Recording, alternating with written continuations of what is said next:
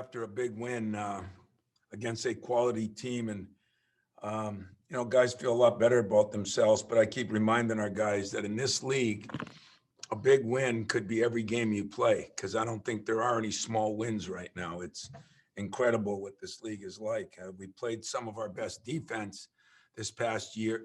This past game. And I mean that from a standpoint of what we did, not just that they missed some shots, but I was very pleased by our energy and, our attention to detail. And of course, had to be disappointed in something. So I was disappointed in the turnovers, especially those turnovers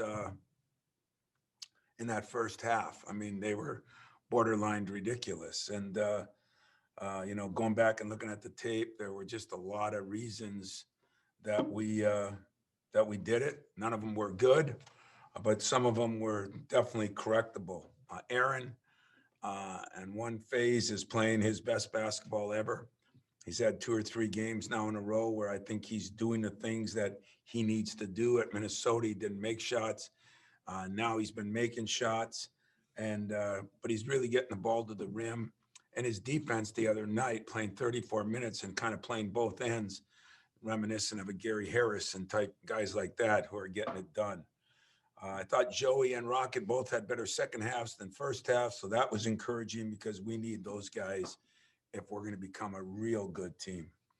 A couple new faces for Purdue, but the record that Matt has had, the track record, has been tremendous as a coach in this league. I mean, he's done some incredible things, winning consistently. I have great respect for their program.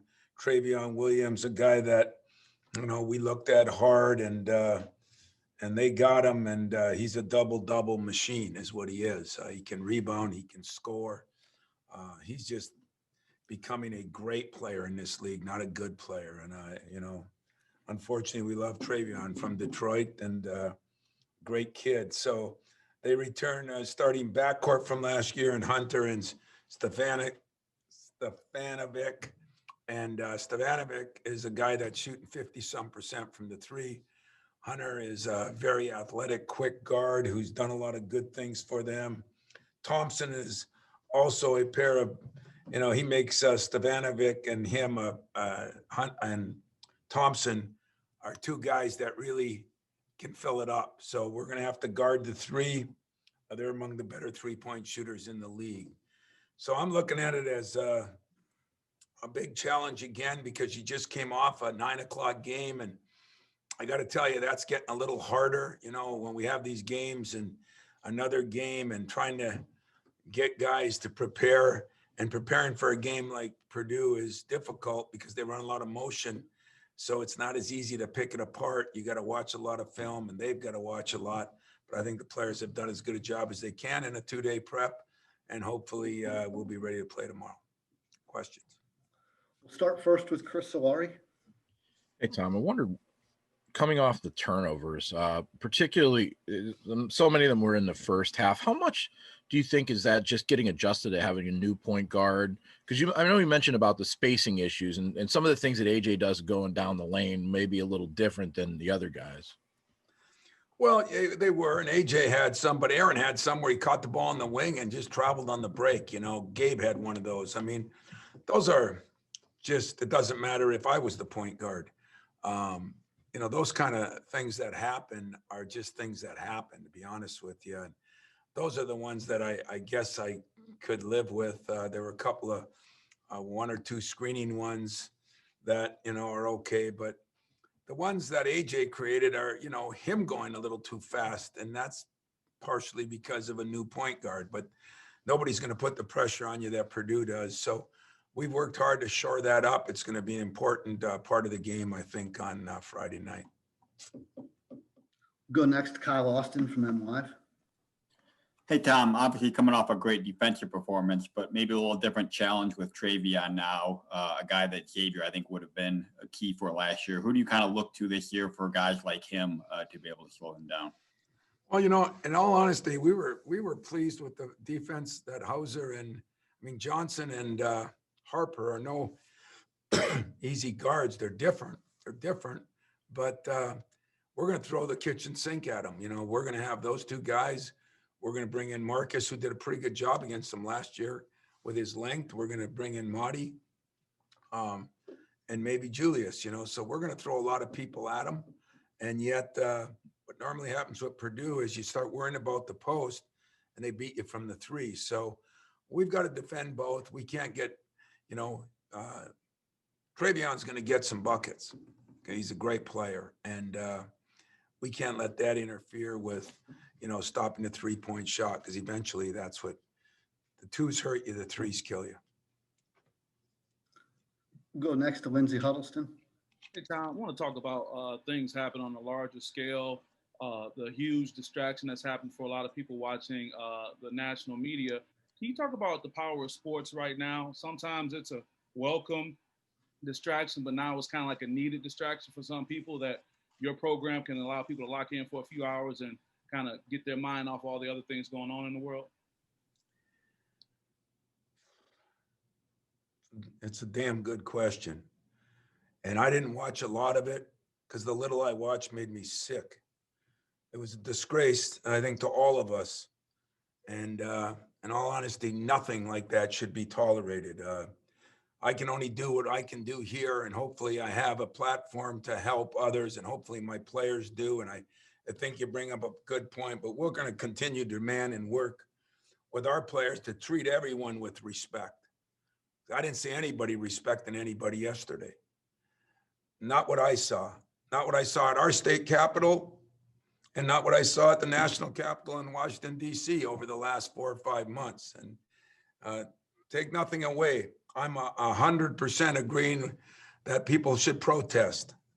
But I've never agreed with protests that led to destruction of property or lives being lost. And as they say, I think Draymond said it, that wasn't a protest, that was a riot. And I didn't think there was any class or character showed in that. But my responsibility to my team, to my own kids, to the players, to this place I have, is to make sure that we respect everyone, honor everyone. I don't care if you're white or black or Hispanic or Jewish. I don't care if you're young or old. I really don't care if you're rich or poor. If we want equality, equality covers everything. And equality covers some of the things that went on yesterday. And I'm hoping that each and every individual that was involved in that is held responsible. But I'm going to continue to represent and kind of shoot for total equality in our program, our university, hopefully our state and our country. And those are big goals. So I can control one in my mind. I can control the one here. And I can start to control or help control the one in our state. But I don't know enough about it, Lindsey, to continue, except that I was disgusted and disgraced by what went on. And it makes it very difficult to see things like that happen and then have to go talk to your players and think of some of the things that have happened over the summer and not feel there is some injustice. And so, you know what? I don't consider that kind of protest American. I really don't. And I'm just going to stick with what I said and handle things the best I can handle here. But it makes me want to fight even harder for this equality that we all need, and makes me fight harder for protesting. I agree with protesting. I think people got to be able to say and do what they think. It's just, we got to quit getting to this destructive way and lives being lost. And that's what I'm shooting for, Lindsey. All right, thank you for sharing that, Tom. Go next to Matt Charbonneau. Tom, yeah, it feels weird sometimes after what we saw yesterday to talk basketball, but obviously we get back to it tomorrow. And going back to the defense, you know, Rutgers came in a pretty good 3-point shooting team, and you guys did a good job on that. Purdue, the same thing. What's going to be the key? What can you take from the other night to Friday to kind of limit these guys in terms of 3-point shooting? You know, I could make it real simple, and to answer your first part of your question and the end of Lindsey's, I do hope sports can do something to bring our country together. You know, like I said all the time, I think my guys are role models. I want them to be role models. We're not perfect, But I also think that, locker rooms prove that people from different races, creeds, different backgrounds can all get together. And when they do, we can form an incredible team. And so I hope sports does bring that. So I'm glad we are getting back to sports. At the same time, I think our defense in that game, we just played harder. And, you can't play a team like Purdue and say they're going to go here on this play and there on that play, because it's more of a freelance motion offense that he's been very effective with since Gene Katie was there. So I told our guys, we're going to have to make some plays defensively, but what we got to do is stay disciplined, and a lot of back cutting and contest threes and try to do a decent job on Travion. It's not only that he's a scorer, he is by far, and I mean this with incredible respect, the best passing big man I've seen in this league in a long time. There's been some decent ones, but I don't think anybody's done a better job of passing the ball. I mean, I've seen him throw it over his head, behind his back, flipped it here and there. He's just done an incredible job of passing the ball too. So those are the things we got to stop. And I think you do it with energy. Who's kidding who? At Minnesota, we didn't have it. The other night we did. Can we get consistent energy? Go next to Ryan Elke. Hey, Tom. Really for Purdue, you see someone as big as Zach Edey at 7'4", and it seems like Purdue always has someone over 7 foot. How do you attack someone of that size, and considering this is kind of the start of the big size you'll see in the Big Ten? It is kind of, you're right. And he's a monster, man. I mean, I've never seen anything. I've seen some big guys there. They had a 7'3" guy, but not only is he 7'4", but his arms got to be, like octopus arms, and his feet. I mean, he is a big guy. And Matt has unbelievably done a great job over the years with different guys like that. And where you watch him in high school, and they can't run very good. And, he has a great knack of turning them into something special. This kid, if you watch him, he's got some skills. He's got pretty good hands. He's young yet and learning, but I don't know how you go at him. I mean, I think you got to go right through his chest, because he's going to block shots if you go away from him. And maybe, as I always try to put guys like that in a lot of ball screens and make them work on defense.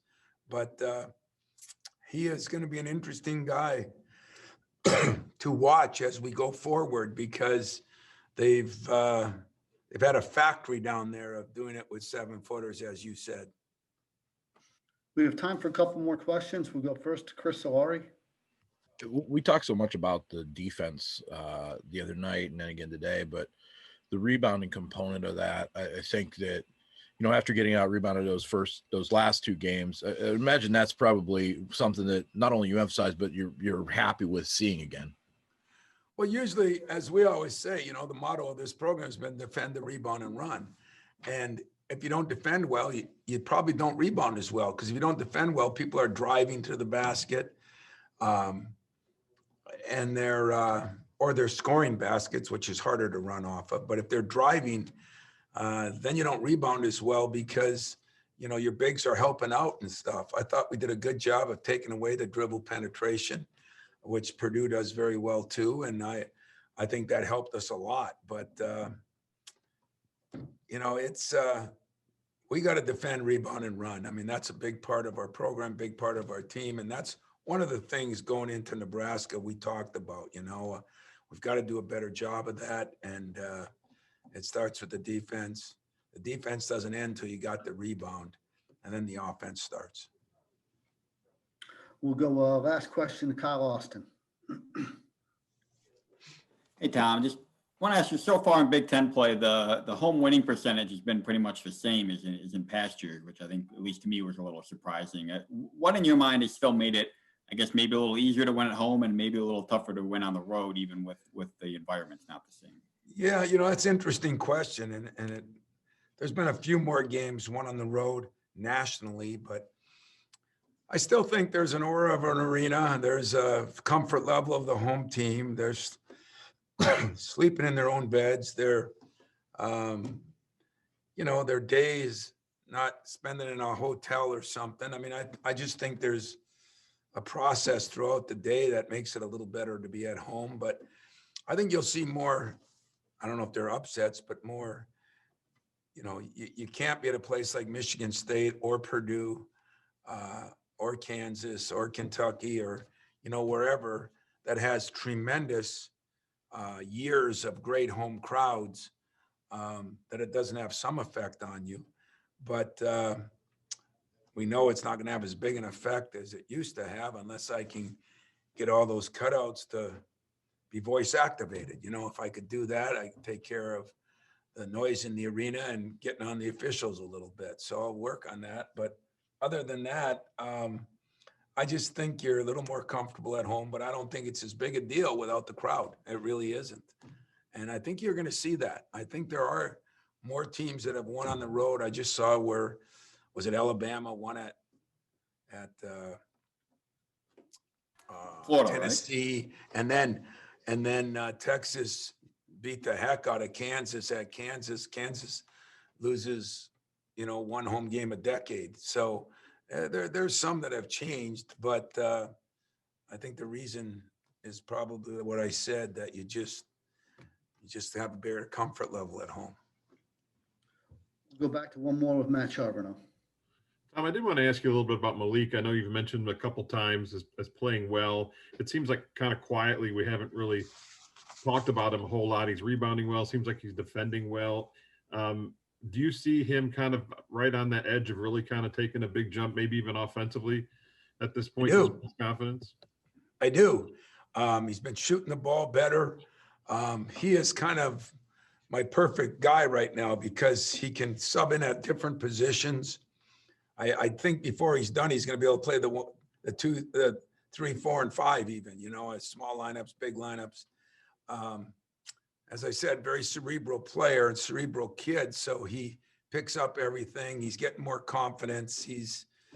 I bet he's been as steady as anybody, maybe not the same role as Aaron or same role as this guy or that guy, but as far as steadiness, consistency, he's been pretty solid. You can look up and say, hey, he's going to probably get you 5.5 rebounds. He's going to be able to, Kithier did a pretty good job. Hauser a little bit, but the job that was done on Harper was a lot Malik, and I thought he did a great job. So he gives us a chance to, move some guys around, and yet nothing really bothers him. If he comes off the bench, if he scores a few buckets or doesn't, he's been steady as a rock, and every coach needs a guy who's steady as a rock. So I do see him improving, getting better, getting a little bit more time, and seeing what we can do with him.